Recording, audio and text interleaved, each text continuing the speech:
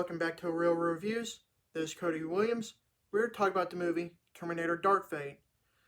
It's the 6th entry in the series, but it retcons all the other not-so-good sequels that take place after Terminator 2. So technically speaking, this is the true sequel to Terminator 2. Now, I'm going to try to keep this review spoiler-free as much as I possibly can. So the movie story follows a Terminator that is sent back in time to kill a girl that eventually becomes a leader of the human resistance in the future, and we have another Terminator that is also sent as a protector to prevent her from being killed. So in a nutshell, this movie is a rehash of Terminator 2, but with a twist. So I love the first Terminator movies. They really have great production value and still hold up well to this day. I have seen both films countless times and they're classics.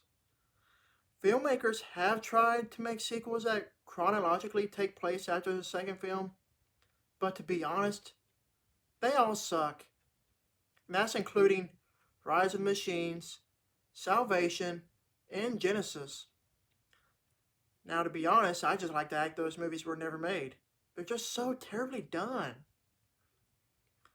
And when I heard that Tim Miller, who directed the very first Deadpool film, was going to direct this movie, and James Cameron was coming back to produce, I was ecstatic.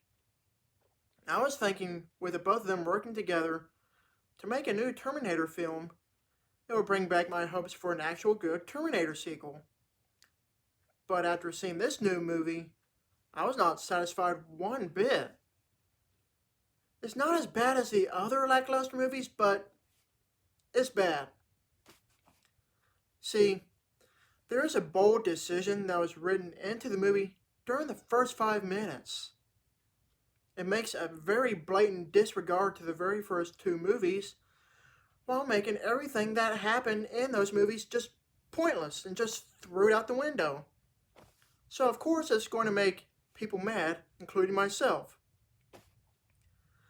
The only good things that this movie has to offer is Linda Hamilton coming back as Sarah Connor and a very cool looking antagonist Terminator called the Rev 9.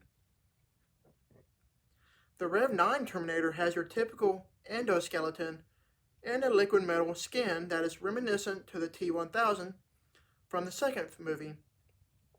What's also cool about the Rev 9 Terminator is that the endoskeleton and the liquid metal skin can separate into 2 different entities, making them a much more dangerous foe.